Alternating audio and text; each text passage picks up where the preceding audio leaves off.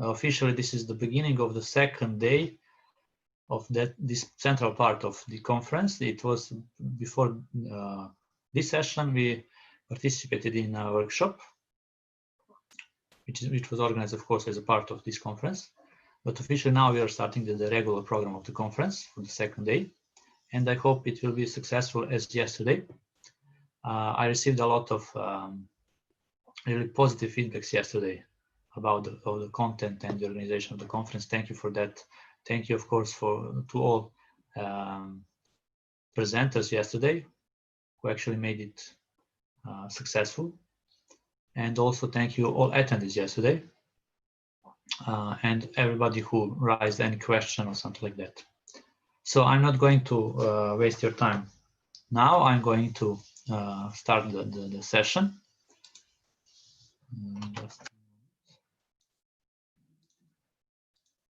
And to introduce the first speaker,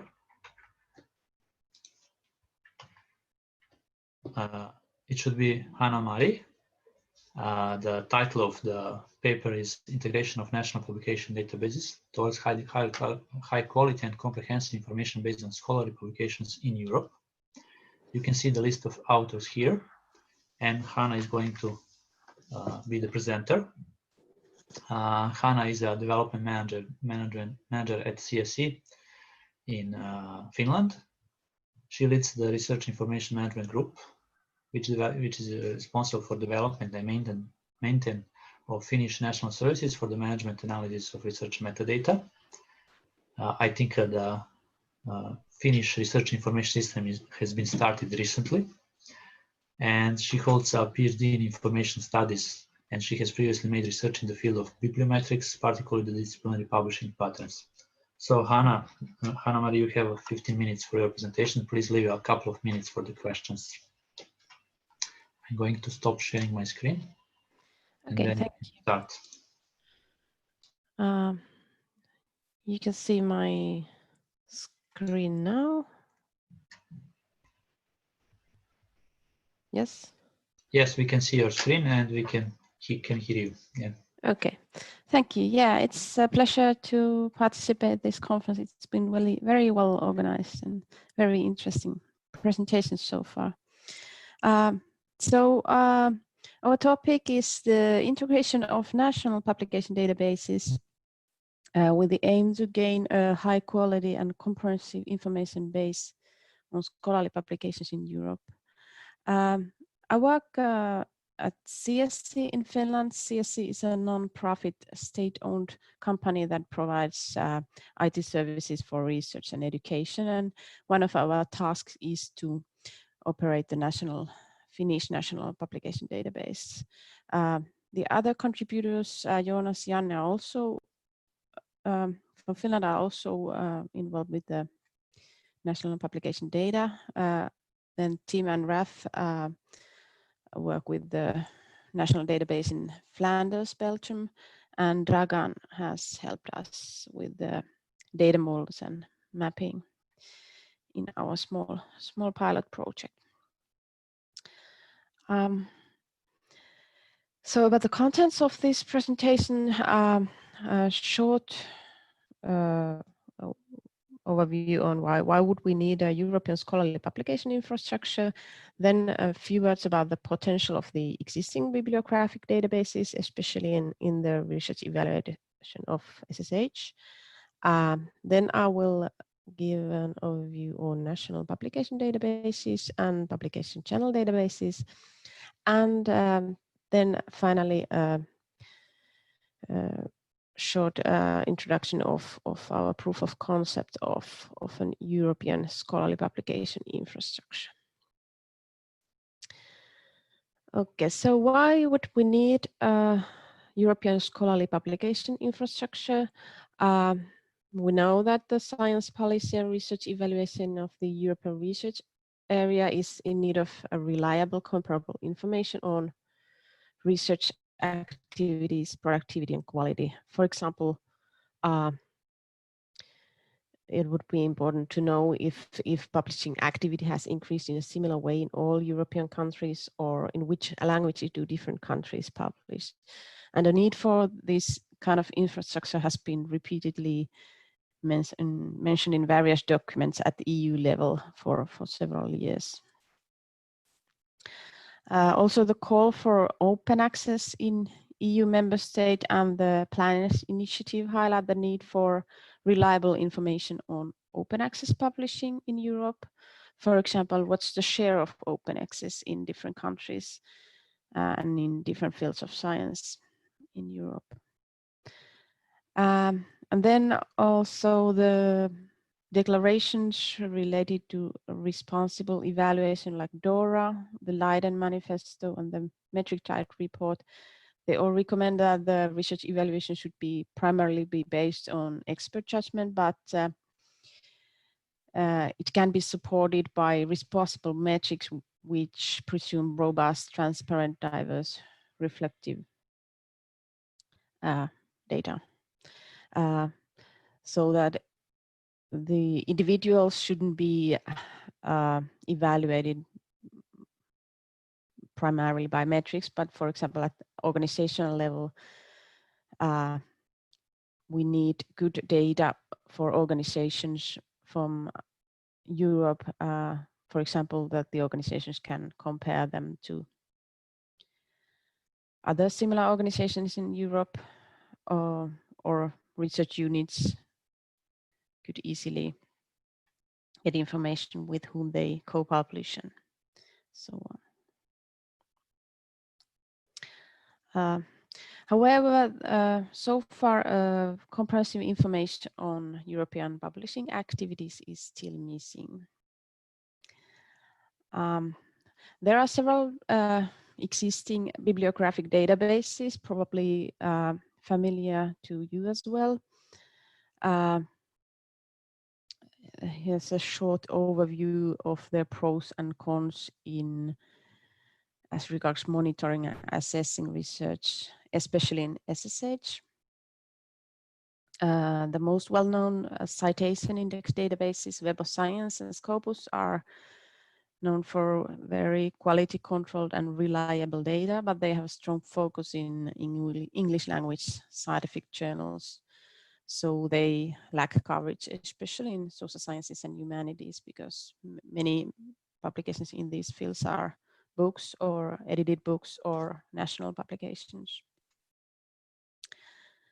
There are also services which we here call as aggregating harvesters, like Google Scholar, Microsoft Academic, or OpenAir, which are very comprehensive in terms of scientific fields. They are excellent tools for information retrieval and so on.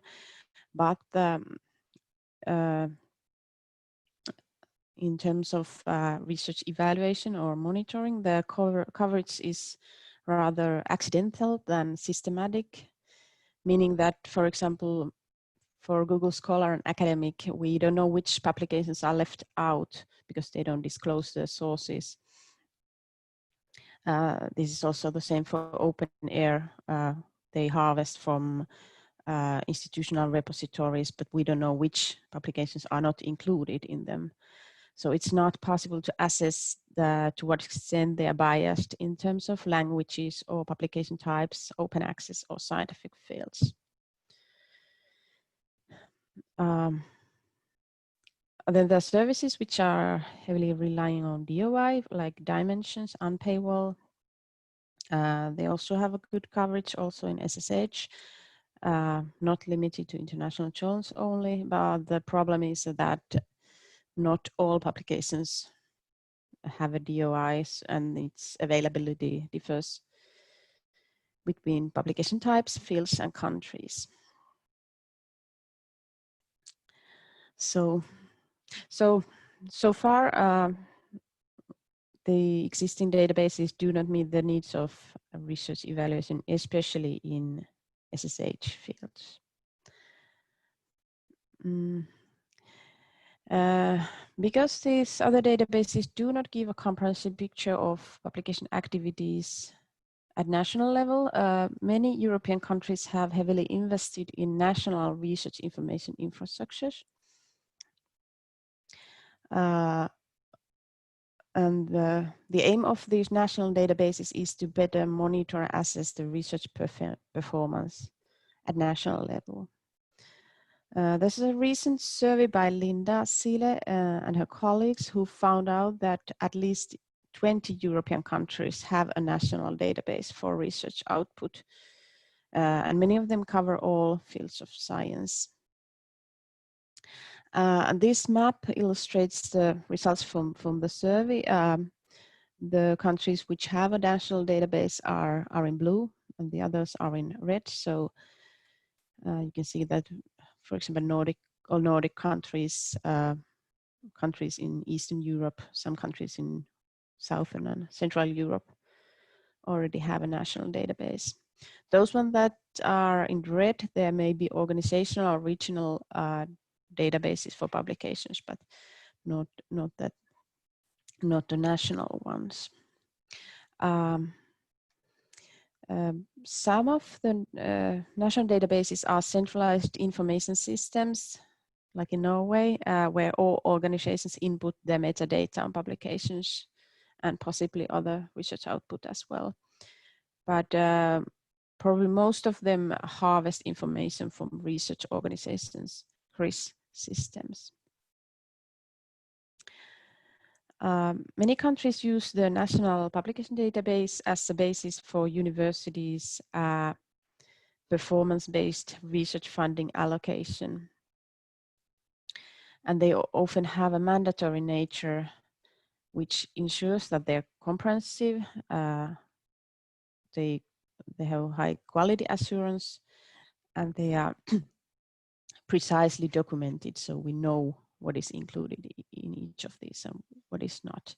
And the organizations are very keen to report their publications because their funding depends on the amount of publications reported.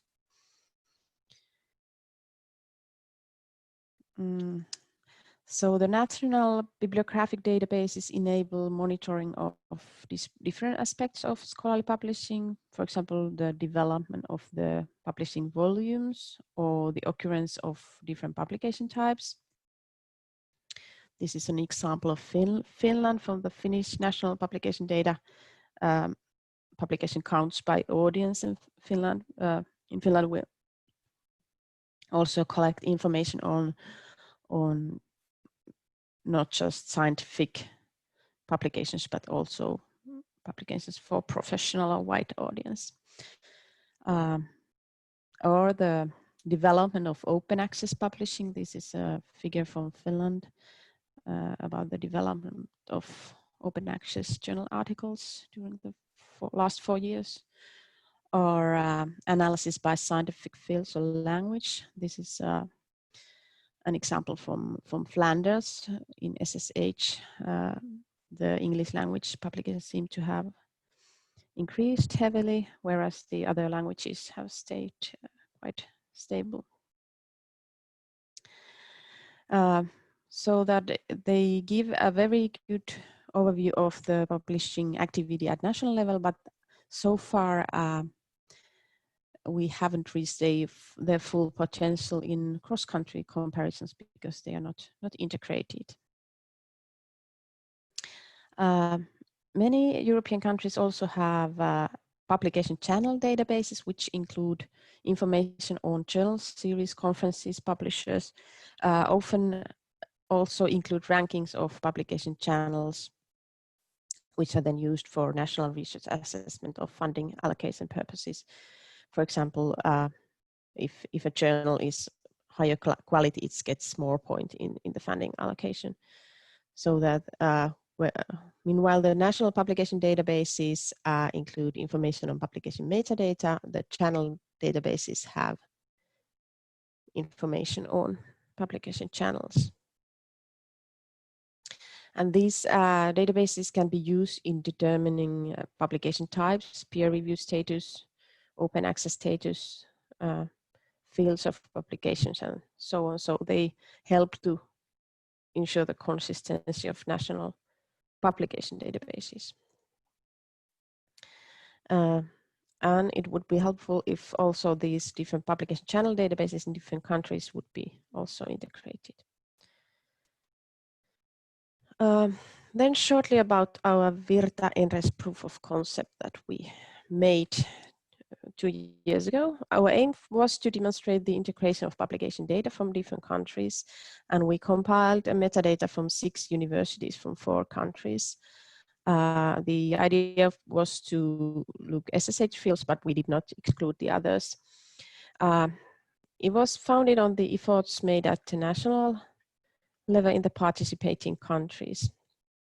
And as a result, we got a proof of concept database of European scholarly publications and a technical solution and transfer process, which was based on the Finnish Virta system. And Virta was used because in Finland we also have different source systems. Each university has their own CRIS system. They are very different solutions, or some have only publication registers. So a bit similar concept could be used at European level, so that we have different kinds of national systems that should be integrated. And then we also provided a minimum metadata model which was compliant with the Serif data model. And this pilot was made together with NRES Network, which is a European network on research evaluation in social sciences and humanities, which was an EU-funded cost action network with partners from 36 European countries. And NRES ended in March this year. So we ended up in a solution like this, which could be a solution for the European scholarly publication infrastructure, so that by combining the national publication channel lists and the national publication database, we would have the infrastructure, which would also include a statistical dashboard, common documentation and instructions, and a public web portal for the users, and then an API for the further use of the information.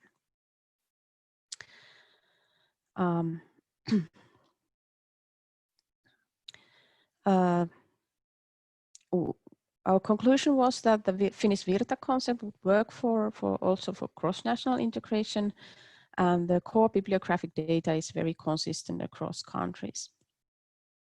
There is, however, variation in the extent of other information. For example, if the abstracts are collected or how the publications are classified. And for example, the definitions of open access, publication types, and scientific fields vary between different countries. This is an example of publication types in different countries.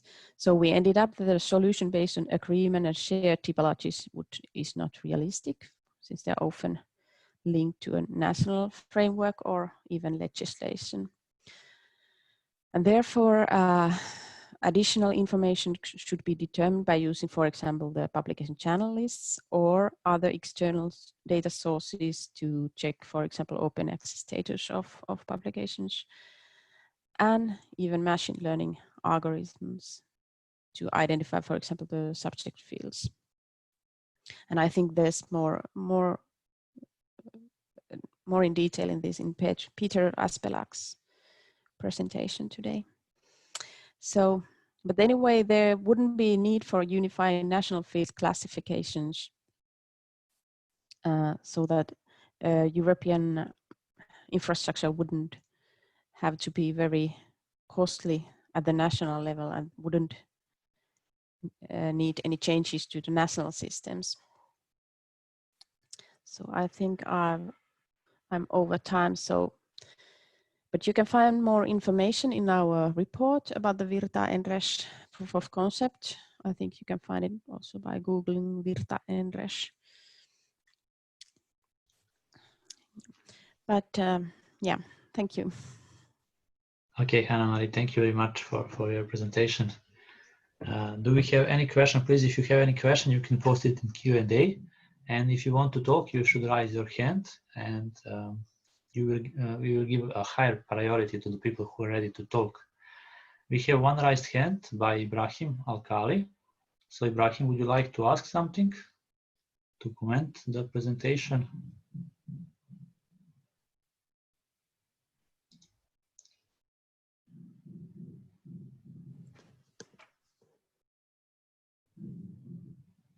And we have one question in Q&A. I'm not sure whether Hanna-Mari can see that. So any tips on how to access the quality of data in national bibliographic databases? And the question is posted by Radim Hladik. Thank you, Radim, for the question. How to access, for example, of course, by comparing to other existing databases, you can see some indication on about the coverage, and then by comparing to the other countries' national databases, or yeah, this is a bit complicated question to answer very shortly. Yeah, actually, I think also that the quality of data is the main issue with the big information systems with a lot of data, because without quality of data, any report is not, you know, useful and reliable and so on. But that's really big issue how to reach that. And there is a lot of, let's say, approach how to measure the quality of the data. And of course, there are various sources of information where you can use to enrich your data and to check the quality of your data. Mm-hmm. Yes, and in Finland we have quite a strict validation process, so that for each the metadata field there is a validation that it's in correct format and other stuff. Okay, Hanna-Mari, thank you very much for your presentation. I will ask once again Ibrahim if you want to say something, that to try to unmute himself.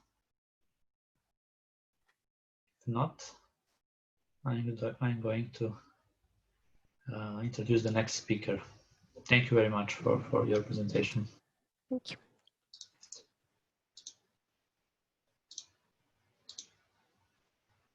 So the next speaker will be Claudio Cortese. He's going to talk about DSpace-GLAM.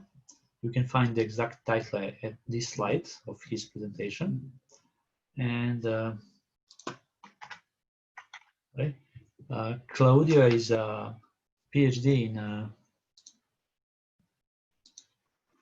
PhD in archaeology and lecturer in computer applications in archaeology at the Catholic University of Milan. He's working for Science from 2016. He currently holds the position of data scientist, business analyst, and project manager for several DSpace projects, and is involved in the US space community as a member of the DSpace community advisory team.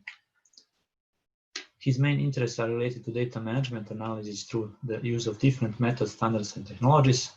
For a decade, he worked at the inter-university consortia SILEA and SINECA in the field of digital humanities, and mainly in the context of digital assets management systems for the creation, preservation, reuse, and the distribution of digital resources. In relation to all these topics, he provided consulting services, lessons, and training in universities and in public and private institutions. So, Claudio, thank you very much for accepting to be the part of the program.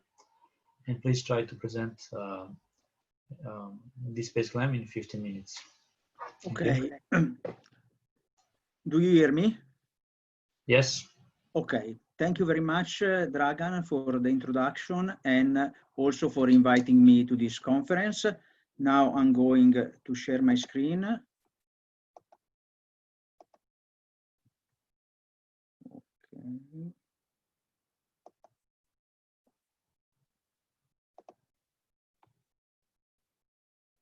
Okay.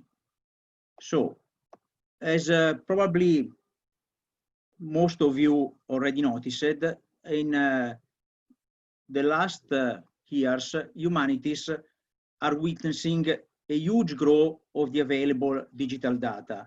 And this is due to the more and more databases that are developed and shared, to the digitization of archival materials, libraries, museum objects, together with the increase of digital-born cultural resources, such as the electronic journals, but also the data sets that are gaining more and more importance also in digital humanities.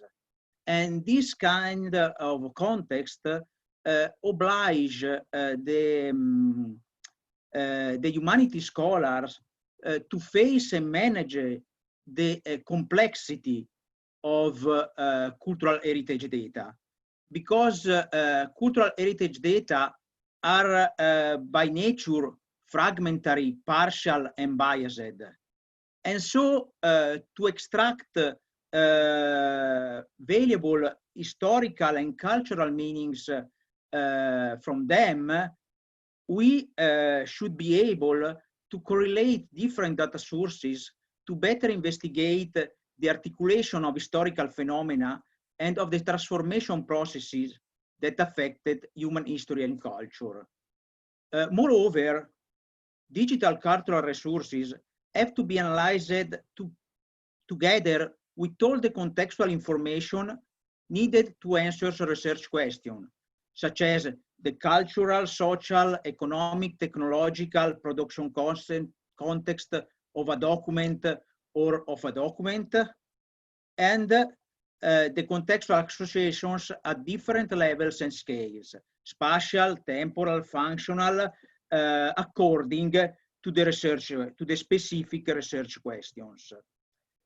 Given this theoretical framework, now the goal is to try to bring this approach from theory to practice, and to move this approach from theory to practice, we need infrastructures and tools for integration, analysis, and storage of digital data and resources. And in some way, we already have those infrastructure, because today most of the digital cultural resources are already stored in digital libraries or in digital repositories. So this kind of infrastructures should be our starting point in order to improve them, to allow them to provide tools for modeling, visualizing, analyzing information, both in a qualitative and quantitative way, because also the quantitative studies are gaining more and more importance in the digital humanities. And these digital libraries and digital repositories must be improved also to provide tools to collaboratively working on the digital resources, and ways to highlight the relationships between data at different scales and level, and to highlight the network of contextual relations in which historical sources are involved. In this way, we think that digital libraries and digital repositories should enter more and more the daily workflow of historians, archaeologists, and humanities scholars. To try to start going in this way, For Science created DSpace-GLAM, where GLAM stands for Galleries, Libraries, Archives, and Museums, a digital library management system built to meet the needs of cultural heritage institutions. DSpace-GLAM is built on the top of DSpace, the most used open source digital asset management system in the world, and is already adopted by important cultural European institutions, such as the University of Coimbra, such as the University of Pavia, the National Library of Naples, and so on. DSpace-GLAM provides a flexible and extensible data model to manage the relevant metadata standards for cultural heritage, the specific conceptual models, and to contextualize digital cultural heritage. Moreover, DSpace-GLAM can be further enhanced with dedicated add-ons for digital objects curation, fruition, and sharing, and for dataset visualization. For example, using the extensible data model and starting for the painting called The Flagellation from Piero della Francesca, we can relate the painting with the concept related to him, to it, with the events that were related to it to interpret it, obviously with the painter, but also extending the relationships network to persons that took place in the same events used to interpret the painting, and also to the different interpretations that have been built on this painting. Another example, shifting to the Middle East, Middle Age literature, we starting from a manuscript from Middle Ages, we can relate it with concept, which allow to relate to other authors referring to the same concepts. We can relate the document with its author, and then with all the events which involved the life of the author. And moreover, passing through the miniatures, we can relate the document also with the painter which provided the miniatures, creating a theoretically never-ending network of relationships. On these relationships, we can also build historical social networks that are becoming a more and more used tool in historical research, by means of which we can relate, for example, people which participated in the same events, or people which traveled in the same and lived in the same cities or regions during their life, in order to create different kind of social networks, one of which, each of which can be based on one of the relationship structured within the data model. Obviously, DSpace-GLAM provide also more traditional digital library tools, such as a IIIF compliant image viewer, which allows to browse and navigate the document using the thumbnail of the different pages, allows to display descriptive metadata together with the technical ones related to the visualized image. And if structural metadata are provided as well, we can also browse and navigate the document using structural metadata. As I said, the image viewer is a IIIF compliant one, and this allows to improve this DSpace-GLAM using the feature provided from the IIIF, which stands for International Image Interoperability Framework, which is now the most used interoperability standard for image sharing in the world. By means of this tool, scholars can share the images they are studying with other scholars all over the world using the IIIF feature without waiving the proper attribution. In other words, the owning digital library does not lose the control over the resources, over the digital resources, even if they are visualized through another digital library with another IIIF compliant image viewer.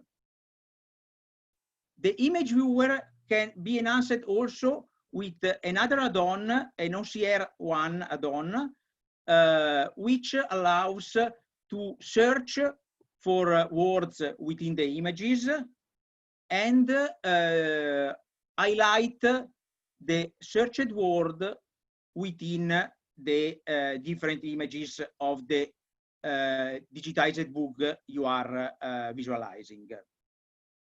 As I said during the beginning of the presentation, DSpace-GLAM is not conceived only as a tool for management and preservation, but also a tool for research and analysis. In this way goes another add-on that can enhance DSpace-GLAM.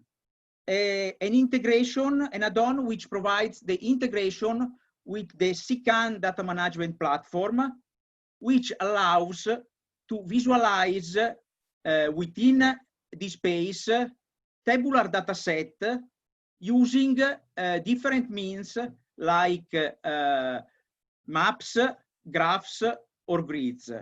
For example, as you can see in this slide, here we have a tabular dataset showing the geolocalization coordinates of the single archaeological finds that can be displayed on a map within DSpace-GLAM in order to visualize the distribution of the archaeological finds.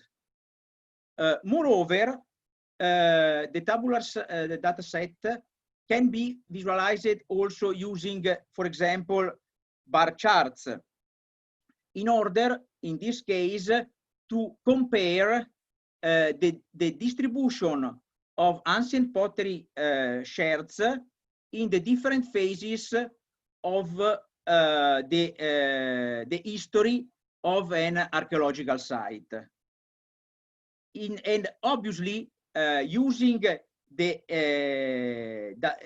extensible data model of DSpace-GLAM, also the data set can be related to historical figures, to places, to events, enhancing more and more the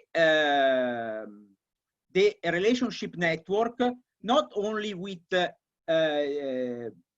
traditional digital cultural objects, but also with data sets. So, a few concluding remarks. As hopefully I have shown you, DSpace-GLAM is a powerful extension of DSpace, is free and open source like DSpace, and its main goal is to provide an environment for integrating the traditional hermeneutic and interpretative work of historical sciences with data visualization and analysis. In this way, we hope there may be a fundamental change in the way digital cultural heritage is experienced and analyzed. Thank you very much. Hey, Claudio, thank you very much. It was very interesting, to be honest, for me. And I have a few questions, but of course I would like. Dragan, I think you are free.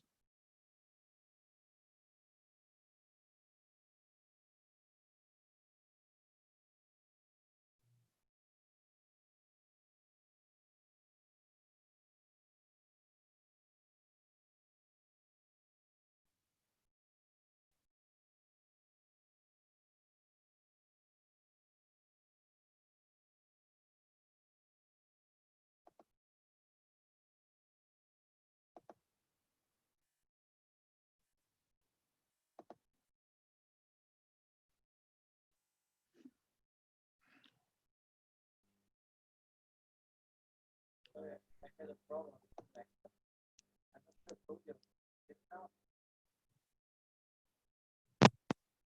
Hear me now?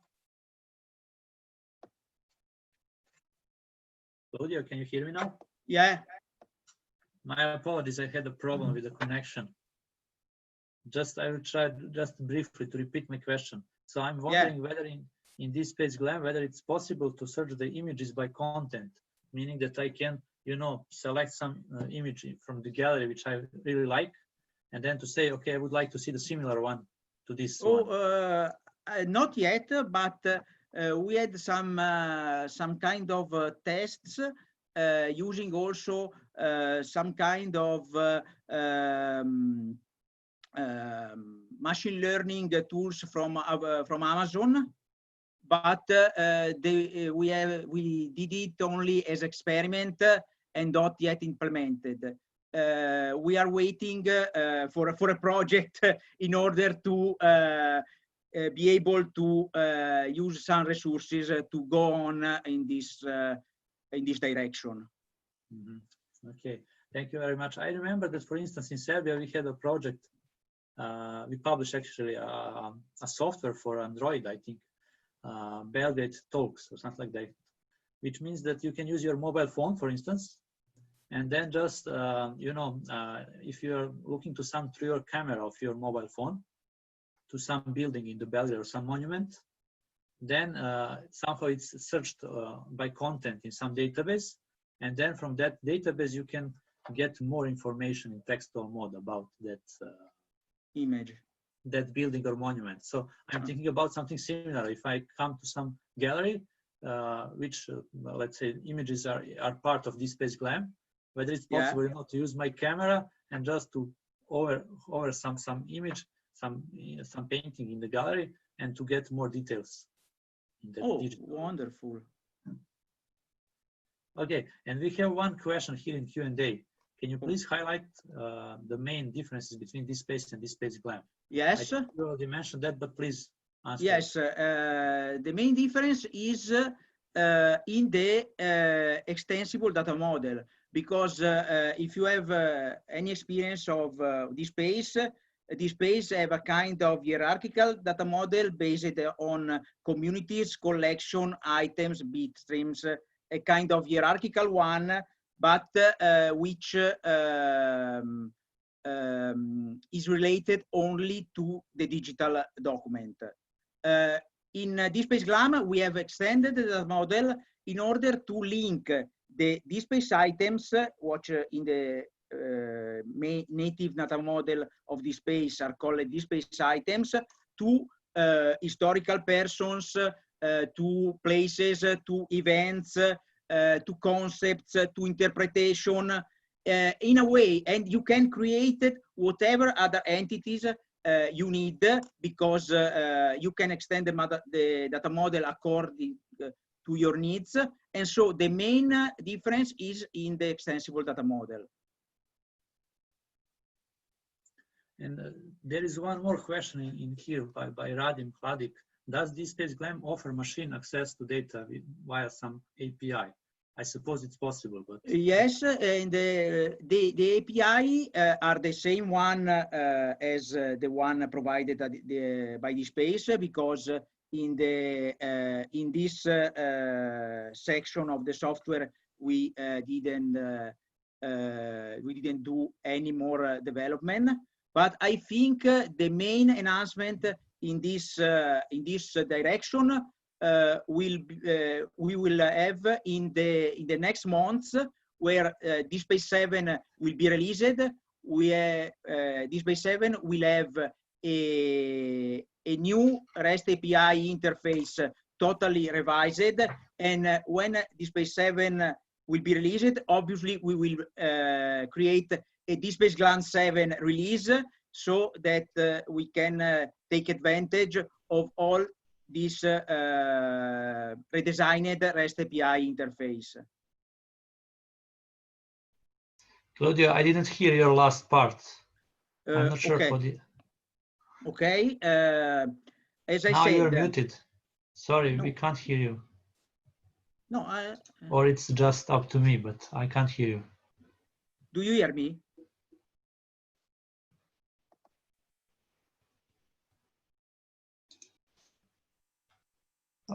Okay. It seems as other people can hear you, so please complete it. Okay, as I was said, in the section of the API, we didn't do any development, further development in DSpace-GLAM to make the application different from DSpace. But as in the next month, DSpace-7 will be released. DSpace-7 will have a completely revised REST API interface. And so then, as we are going to create DSpace-GLAM 7 based on DSpace-7, obviously we will have all the REST API tools that are provided by DSpace. Okay, Claudio, thank you very, very much for accepting to be with us today and for this very interesting presentation. My apologies for technical issues from my side, I think. No problem, and thank you again for inviting me.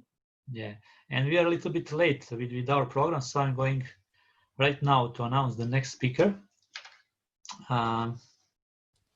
Just to share my screen, it is Peter. You can already see him. So, hello.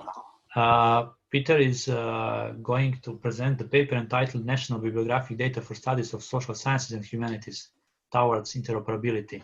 You can see the list of authors here, and Peter is going to present this paper. So, Peter is a data manager at ICOM, which is a part of University of Antwerp, where he's currently working on the enrichment of bibliographic data and the development of academic book publishers register. So I believe it's an interesting project. He's involved in several data management projects in social sciences and humanities, like Belelite, a comprehensive database of the composition of Belgian governments. He studied political science and contemporary history at the University of Leuven. So Peter, please present your paper, if it's possible, in 15 minutes or less, if it's possible. I'll try to, do it in just a moment to stop my sharing.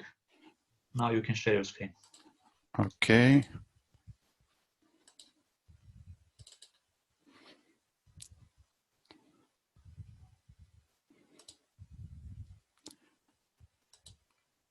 Okay, do you see my presentation? Yes, I can see. Okay. I can hear you well, yeah. Okay, so hello, thank you for this. Sorry for a moment. Now you are in that presenter mode, so we can see your next slide and the current slide. You're not. Is this better? No. I mean, when you start sharing in the full mode your presentation, I think it's the view which should be seen on your screen, but typically which is going on the projector is a little bit different than that. I mean, it's acceptable, but we can see your next slide and so on, you know. Okay, but can I? Anyway, I'll try to continue like that. Okay. So do you see my title screen? Yeah, title screen, and we can see your next screen. Okay, but I'll try to continue like that. Okay, so I'm Peter Aspeslagh. I am data manager at the Center for R&D Monitoring, ICOM, at the University of Antwerp. I'm going to talk about some interoperability issues in national bibliographic databases, because they offer a lot of opportunities for science studies and research evaluation when you integrate data from multiple data sources. There are a lot of persistence identifiers to realize that, but there's also a lack of interoperability. And I'm going to demonstrate that with the academic book publisher register, the ABP, that we are currently developing. So what is interoperability? I think you all know it. It's the ability of two or more systems to use exchanged information. We use as a key a lot of persistent identifiers in our context. These are the ISSNs, the ISBNs, the DOIs, the ORC IDs, etc., etc. But however, we encounter some challenges because not all entities can be associated with a particular identifier, and a lot is context dependent. And not all the entities can be translated into one single identifier. So what is the ABP? We are currently developing. It's all early days. It's an international register of academic book publishers that are respecting the highest academic standards. You can compare it to the directory of open access journals, but then on the book publisher level. So it is being created to support research evaluation, but it can also serve as auxiliary database for quantitative studies of book publishing. Our data is based and harvested from national bibliographic databases, more specifically their national registers of publishers. And these lists need to be integrated in a deduplicated master list of publishers. But we encounter some issues, more specifically about delineation, a delineation issue, and issues in interoperability concerning the connection of the different national registers of publishers. So our first question is, what is a publisher? It's kind of a large concept, and for that I give you an example of some publisher data on a publication published in 2020. So it's indicated that it's published by Routledge, but that Routledge is also an imprint of the Taylor and Francis Group, and the Taylor and Francis Group is part of another organization or another company, Informa Business. So what do we have to take as publisher? What is the publisher? The concept has multiple meanings, multiple terms. So publisher, there are a lot of definitions. Like publisher can be defined as companies or persons that prepare and issue books, journals. My apologies for interrupting you. Are you still talking about the third slide? Because we are seeing the third slide on the... And the sixth slide. It's not changed at my screen, and I noticed also that the similar problem is for someone else in the chat. Okay. Maybe you can exit from that mode and be just in that PowerPoint. So do you see the sixth slide now? No, it's still third slide at my screen. It usually does that if you have your VPN on. Okay. Do you see the sixth now, or? Not yet. I'm going to disconnect from VPN.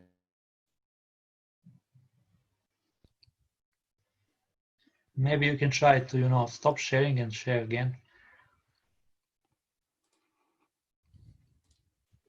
Now it's fourth slide. Is this the sixth slide that you? Yes, we can see now, but it's not in full mode, but we can see. Yeah. Okay. So where were we? Okay. Publisher, it has multiple meanings. There are a lot of definitions of what we are being collecting. So publishers can be companies or persons that prepare an issue and issues books, journals, or music for sale. And we saw in the example that there are also imprints indicated on the publication, and it can also have multiple meanings. A printer's or publisher's name, address, and other details in a book or other publication. And secondly, and this is important for us, a brand name under which books are published, typically the name of a former publishing house that is now part of a larger group. So what do we have to make? Do we have to create a register of imprints, or do we have to create a register of publishers? And then there's an extra factor, the factor of temporality. What if a publisher becomes an imprint, or vice versa? So we have kind of adapted the data model for that and split our master list of publishers into two separate but two distinct but connected lists. On the one hand, we have created a so-called imprint list, which is a list of publisher names that are commonplace in scholarly practice, so that these are recognizable. For example, the Routledge. But on the other hand, we want to keep track of the relations between imprints and publishing houses by creating a list of publishing companies. So to see what the connection between the names that appear on the publication and the publishing house in which they are related is, how this relationship is and how it evolves.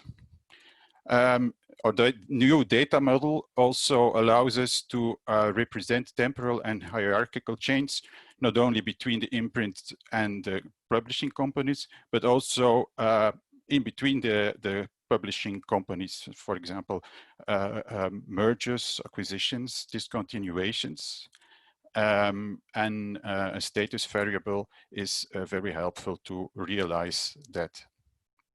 So, the next slide is our second issue. Our second issue is, how do we connect the different data sets? How do we connect all those local publisher lists from national bibliographic databases into one master list? It's a very particular situation because those local lists, they have very diverse structures with a varying set of variables. And we do not have common keys between our master list that we have constructed and the publisher lists in national bibliographic databases. So we mostly only have the title and a few extra variables. So for each new theme, each new national publisher list that we integrate in the ABP, we need a customized approach. And we apply, for me as a data manager who is responsible for the connection process between those databases, we apply a double strategy. First of all, we connect the data by text matching, and afterwards we do cross-validation with the variables that are available to us, which is mostly very, very limited in number. So how does that work out? First of all, we start exploring the structure of the local lists, which variables are available, what identifiers do we have. As I said, this is mostly very limited, so we only have a very limited number of data that we can use to integrate it. And then I assign an internal ABP identifier to each of the publishers in the local list. And in the third place, we start matching by name via a lot of a few algorithms and a few criteria. When that name matching has been executed, we do a cross-validation with the extra variables that are available in, on the one hand, the master list, the newly created master list, and the local list. And these variables can be ISBN prefixes or the country of headquarters. So this can might confirm that we made the right connection. When we have a definitive list of matches, we integrate those local lists and upload it to the master list of publisher, to our national data, to our international database. So we pick data from national bibliographic databases to create the register, but the problem is that, on the one hand, on first issue, is that the concept of publisher is not clear in every database. It's so at least on a technical point of view, it all differs a little. And on the second hand, there are no detailed identifiers to connect the data from the local list, from the local, from the national database into an international register. So these, there are a lot of challenges concerning interoperability between national databases and an international register when you use national bibliographic databases. And the emerging infrastructure cannot tackle all those challenges. So there's a lot of manual work still needed to connect these databases. And so it might have some implications or opportunities for when creating new future national databases, that at least there can be some connection, or that we can start creating identifiers that can be used to connect publisher data. Okay, thank you. Okay, Peter, thank you very much for your presentation, and thank you also for your willing to resolve all technical issues on the fly, let's say. Do we have any question from the audience? I'm checking the Q&A. There is one from Charles Oppenheim. I'm not sure. Peter, can you see the Q&A? Yes, I see. This is still being discussed. So so far we are working with national bibliographic databases. Mm-hmm.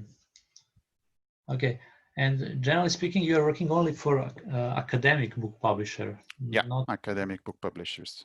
So you're limited. But the project is still very much developing, and it's very much work in progress. So we've now started to integrate 5 or 6 national databases in one register, so that we can offer an overview of publishers respecting the highest academic standards. Mm-hmm. And there is one more question from Radim Hladik related to the, let's say, some deadlines for the development of this register. So do you have any? Well, it's a step-by-step approach. So we're starting to implement in the new data model and adding new lists. And then we'll have to test a lot. So I can't give a precise timeline, but it's work in progress, and it's continuing, and we try to well, to promote when the time is there. Okay, Peter. Unfortunately, we are short in time. There is one more question for you in the chat box. Please try to respond to that in textual mode, because we have to go further and to announce the next speech. So thank you very much once again for your presentation and for your willing to resolve all technical issues.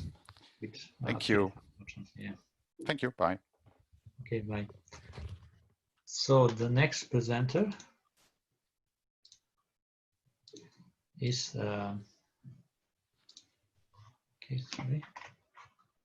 is Zsofia Buttel. I hope I pronounced it correctly, or close to be correct. And she's going to talk about supporting research strategy related to the UN's Sustainable Development Goals with bibliometric data. Zsofia is a research intelligence customer consultant for the Netherlands and Benelux region at Elsevier.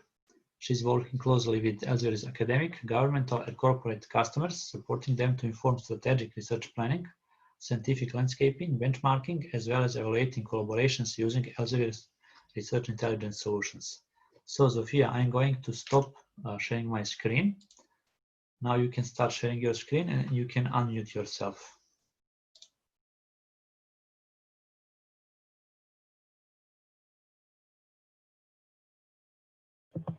Yes, can you see my screen? Yes, we can. Thank you, perfect. So I'm just gonna, yeah, good. Great, thank you very much, Dragan, for the kind introduction. Zsofia Buttel, but you were almost there. It's a very, very difficult one. my name. I'm originally from Hungary. I'm based in the Netherlands. You are not missing out of the great weather in Amsterdam. It's sun is on and off these days, so it's a pity we couldn't meet here, but hopefully next year. So as Dragan kindly already mentioned, I'm a research intelligence consultant at Elsevier. I'm a former researcher and forever science enthusiast. And in the work that I'm going to present was done in collaboration with Paul Melchiorsen, special consultant at the Aalborg University Library, also member of the research and analytics team, and Birte Honeman, chief data strategist at Aalborg University.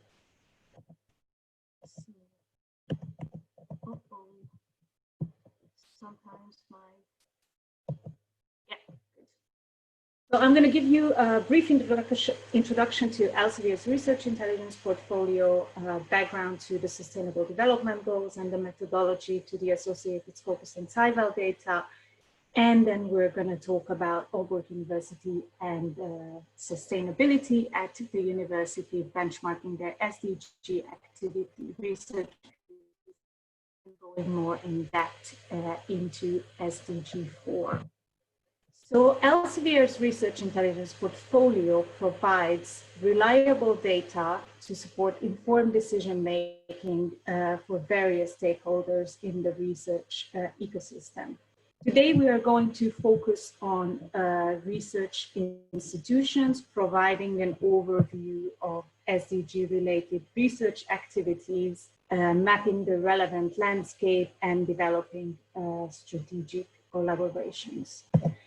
The heart and the soul of the research intelligence portfolio is Scopus, a source-neutral, abstract, and citation database of peer-reviewed literature that is curated by independent subject actors. Now, the analysis that I'm going to show you was mostly done by SciVal, that is powered by Scopus, a web-based analytics platform that gives you easy access to research performance, metrics, collaborations, and trends analysis. And a quick recap about the United Nations Sustainable Development Goals. So adopted in 2015 as part of the United Nations 2030 Agenda for Sustainable Development, the 17 Sustainable Development Goals and their associated targets are considered as areas of critical importance for humankind. The SDGs challenge the global community to build a world where no one is left behind. Why is it important to look at contribution to the SDGs in research? So the SDGs address the most pressing environmental, social, and economic challenges that we face.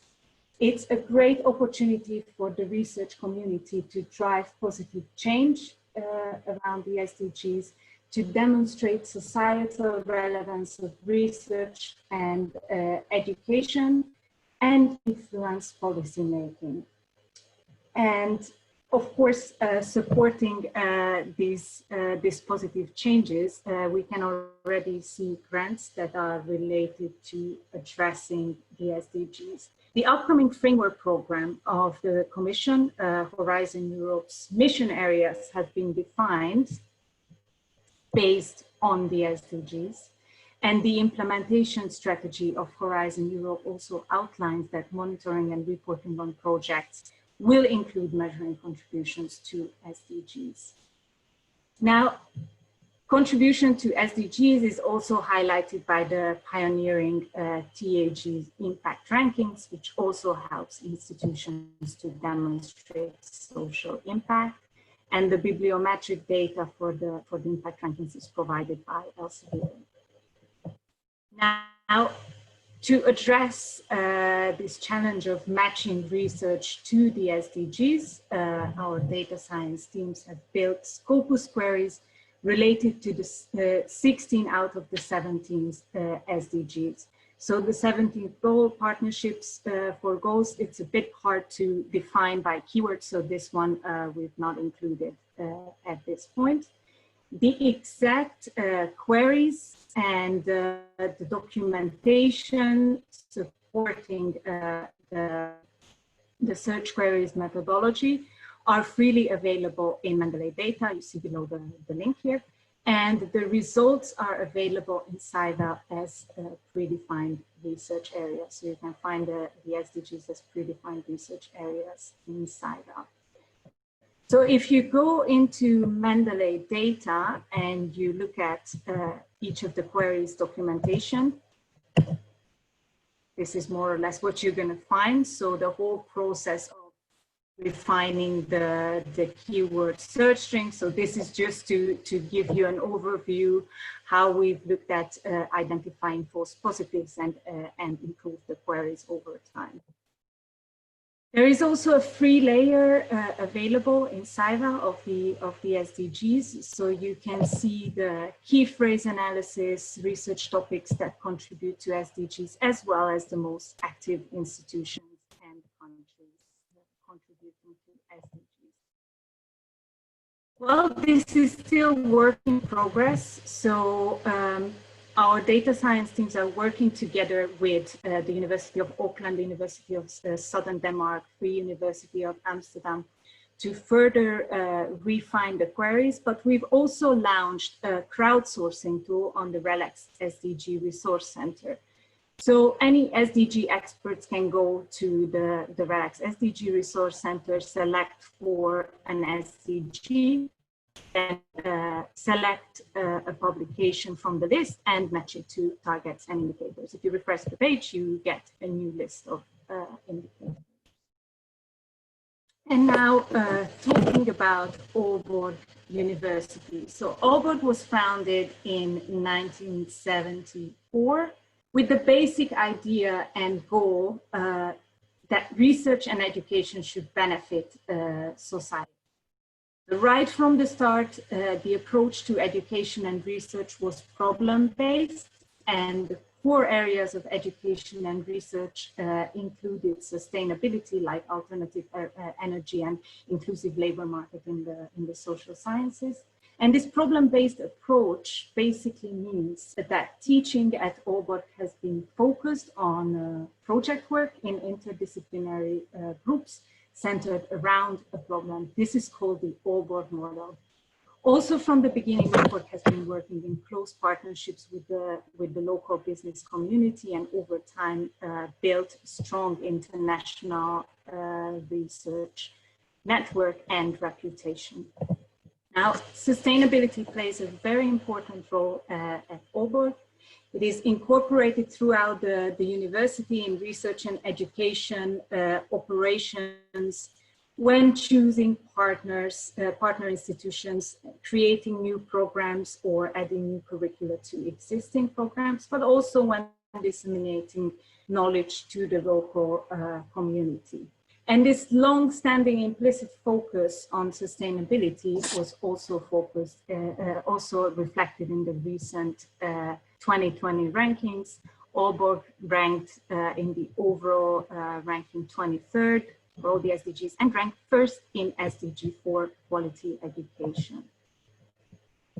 Now, we analyzed Aalborg's contribution to the relevant SDGs, which they define as being relevant, based on metrics that are considered of strategic importance by the research and analytics team. So we looked at the percentage of total scholarly output per SDG compared to the world and Denmark.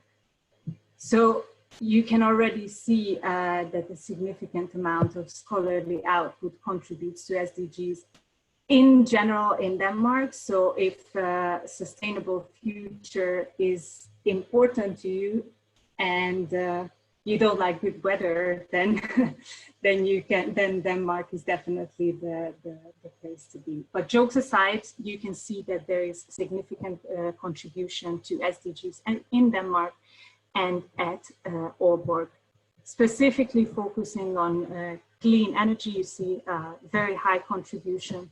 But also, if you look at SDG 4, there is a high contribution compared to even Denmark and the world.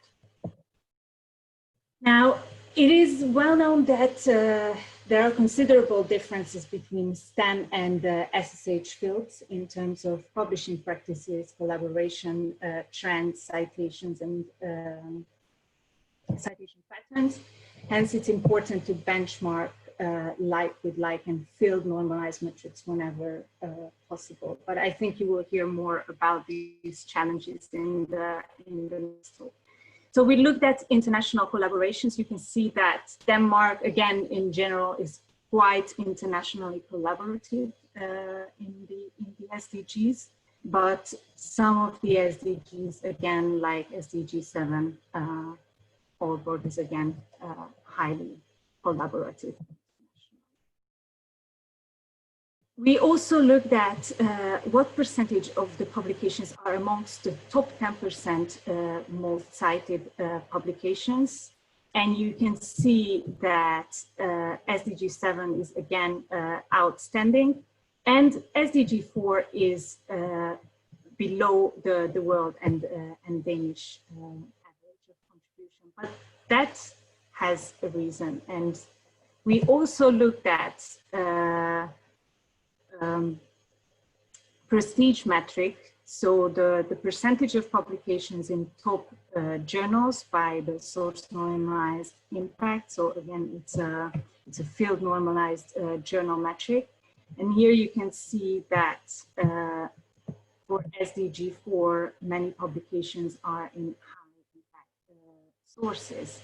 Now, this is a less time-dependent indicator than citations indicator. And we also looked at usage metric. So views, percentage of outputs in top views percentiles. And again, you can see that, yes, you can see that a lot of Aalborg's SDG 4 related publications attract a lot of attention.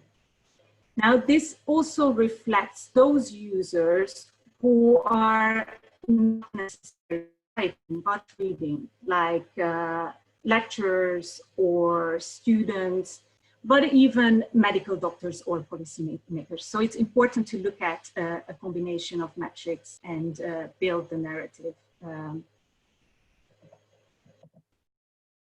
Now, for analyzing the portfolio of research around SDG 4, we used the so-called topics of prominence in science. So all Scopus publications are clustered into topics using direct citation analysis. The borders between topic clusters are identified by looking at where the citation links are. And the topic is basically a collection of documents with common intellectual interest. They are most often interdisciplinary, which I think is really, really cool about them. If we compare the research portfolio of SDG 4 in general and the focus in within Aalborg, we can see that many SDG 4 related topics are also interlinked with other fields like medicine and with engineering. So basically the bubbles represent the various topics, and the sizes of the bubbles represent the number of publications that contribute to each topic. And the topics are also pooled by the classical subject areas where you can see around this petri dish of science. So looking at a concrete example, a publication that contributes to SDG 4 at Aalborg, you can see it's a good example of internal interdisciplinary collaboration between Department of Learning and Philosophy and Civil Engineering, and also indicated which target it. Now, we also looked at the institutions that collaborate with Aalborg based within SDG4 based on co-authorships. And for identifying potential collaborators, we also looked at those institutions that cite Aalborg's SDG4 related research. We could identify 84 institutions who cite Aalborg's research, but they are not yet collaborating. You can also look for collaborators looking into topics and all the authors that contribute to topics worldwide. Focus geographically, now 2 examples focusing within Europe or even focusing in the developing world. And here I'd like to highlight that, of course, double affiliations play a role here. So we are filtering for Africa, but there are some people with double affiliations here. But of course, there are challenges. So we looked at the internal database of Aalborg, and you can see all the things that are captured in the internal database, which also include the non-peer-reviewed publications. So this is not in scope for Scopus. But we can also see that there is a slight gap between those publications that could potentially be in a citation database and the ones that are covered in Scopus. Now, a lot of this gap is due to the fact that there are a lot of locally published titles and in local language and focus. So we are expanding the local language coverage, but also keeping an international focus. So the international focus is going to be kept in the future as well. And we continue to curate to include curated peer-reviewed content selected by the independent board of experts.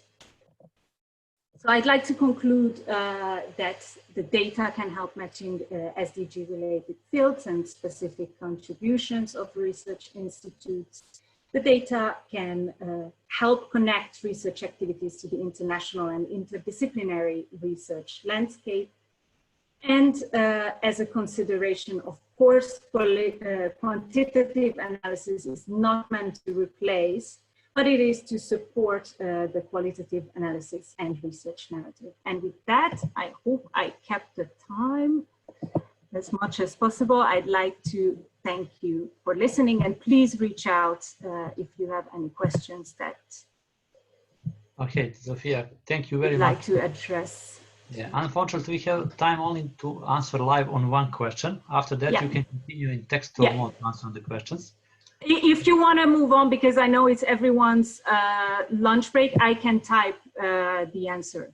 Maybe you can just briefly answer on the questions posted by Lucas van der Meer. Can you elaborate on how papers are linked to SDGs? Is that by keyword matching? Yes, it is by keyword matching. So you can see, if you would like to see the exact methodology, I can put here the link to the Mendeley data.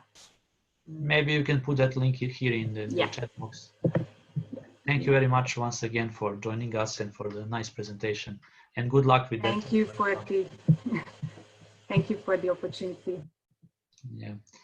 Now I'm going to introduce the next speaker, which is Zehra. Just a moment to share my screen.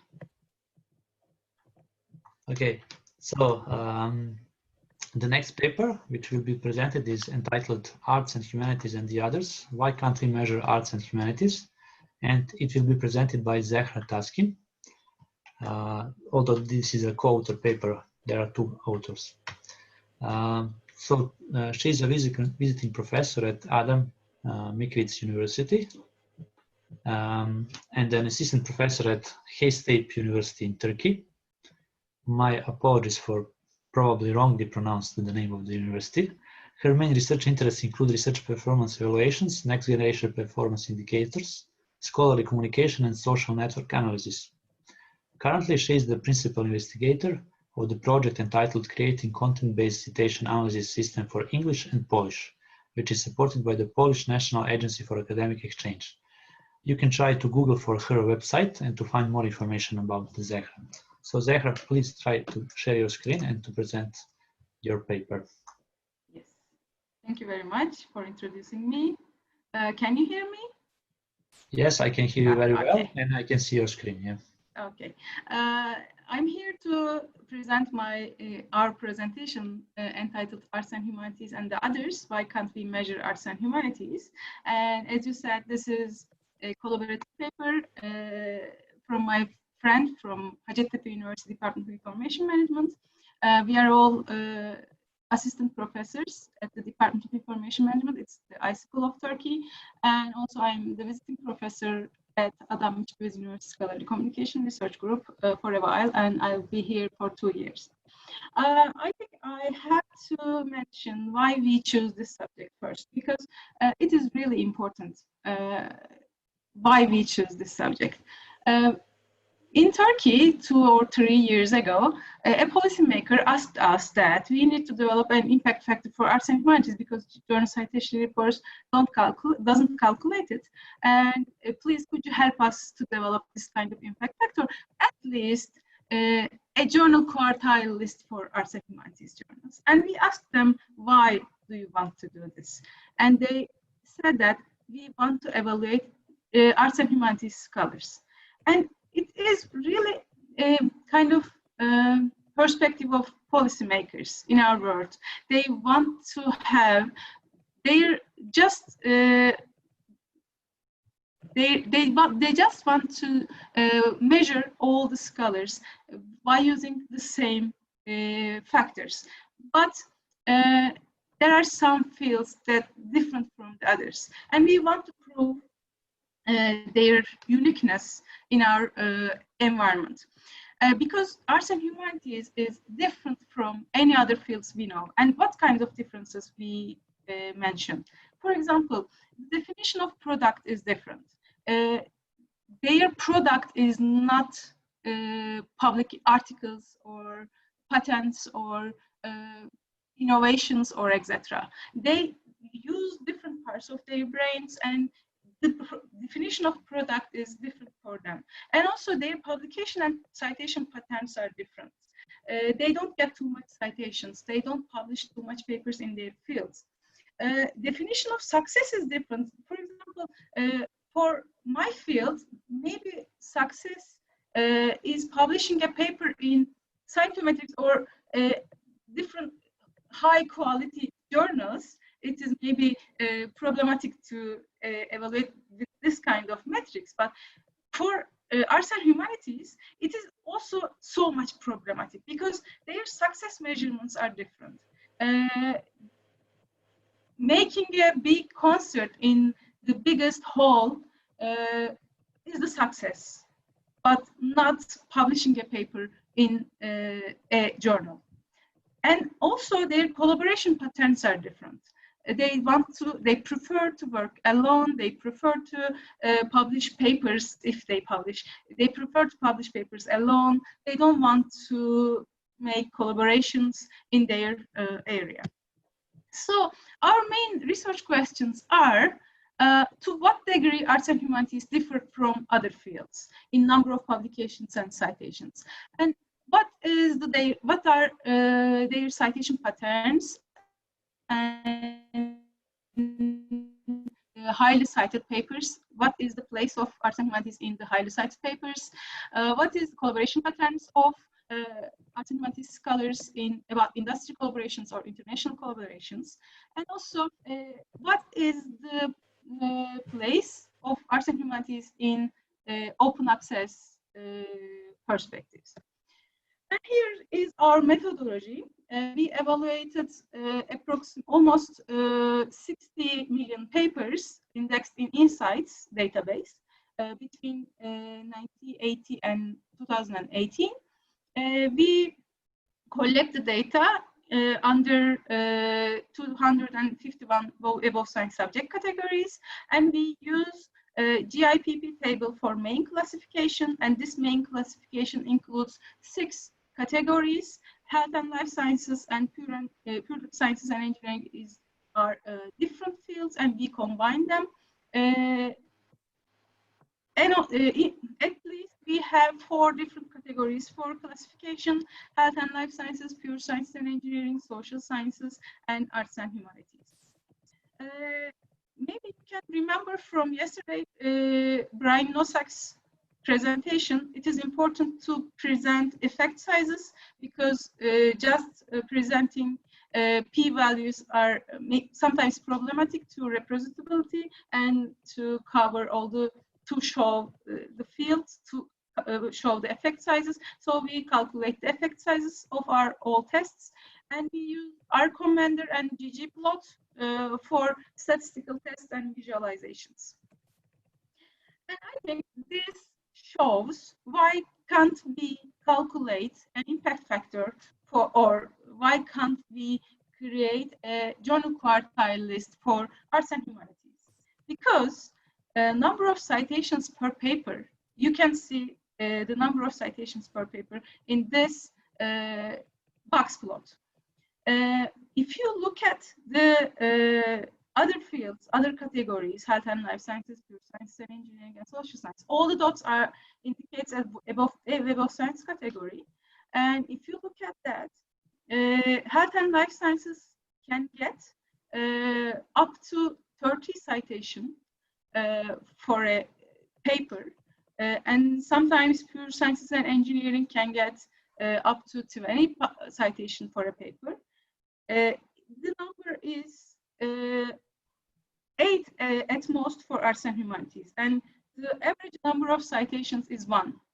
There are not too much differences between the categories, so we cannot create a journal list or journal quartiles for arts and humanities field.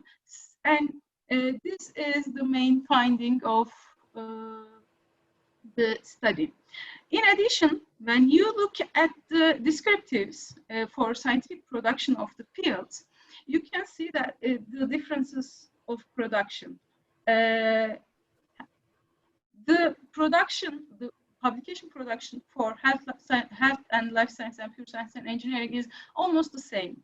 And it is low for social sciences, and it is too low for arts and humanities. And if you look at the times cited, a total number of citations, it is the same. The papers published in health and life sciences get more citations than the others, and pure science and engineering get too much citations. Social sciences is low for by comparison to the others, but it is also too much by comparison the arts and humanities field. And I think the interesting, one of the interesting results is, it is not interesting for me, but the differences are good, I think, because most of the documents of health sciences, life sciences, pure science and engineering get cited. And half of the articles of social sciences are cited. But for arts and humanities, only 18% of the publications can get citations. It shows the main structure of the field. They don't present, there are not too much papers in highly cited papers for arts and humanities by comparing to others.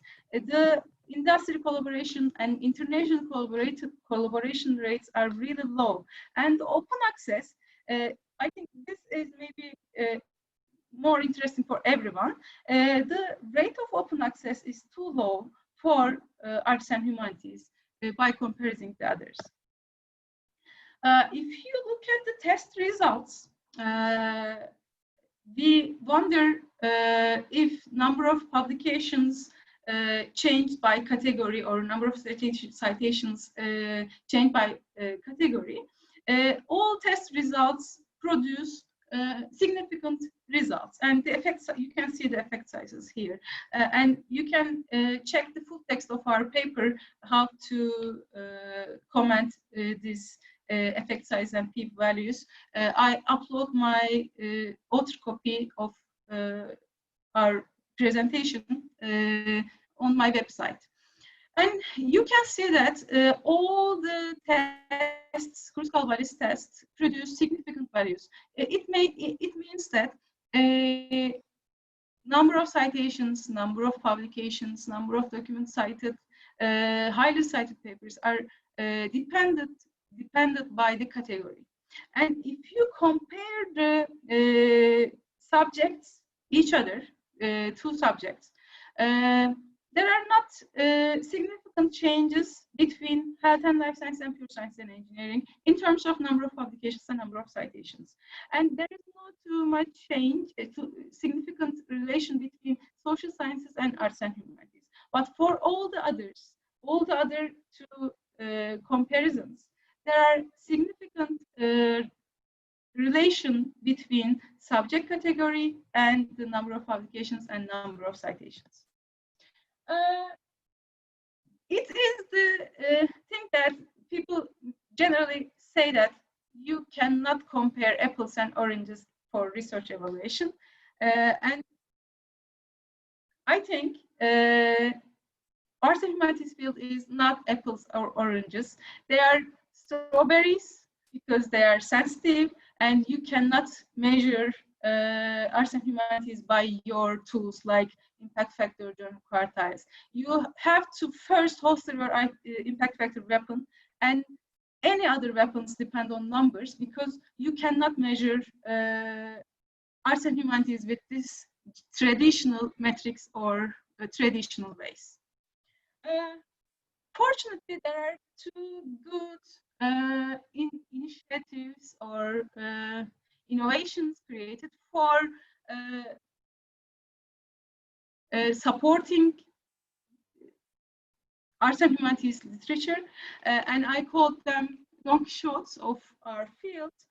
For example, NRESH is a cost action project to show everyone our social sciences and humanities need their own research evaluation metrics. And also, DORA declaration has shows the importance of disciplinary differences.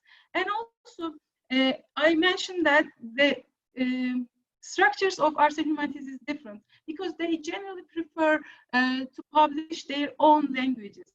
So multilingualism is important in science. So Helsinki initiative on multilingualism is so important for supporting the arts and humanities literature. And also Lenin Manifesto has parts in it to show the differences of arts, humanities, and social science.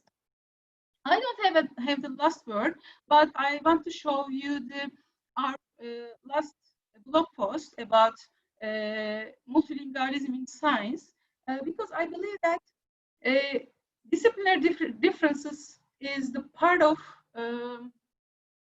Matthew effect. If you publish in health sciences or pure sciences, you can get more citations. Disciplinary differences are really important for research evaluations, like any other disadvantages in science. For example, Matthew effect, Matilda effect, or geographical effects, or age effect in science. Disciplinary differences is one of the disadvantages for some people, and we have to provide the balance between the disciplines, and we have to create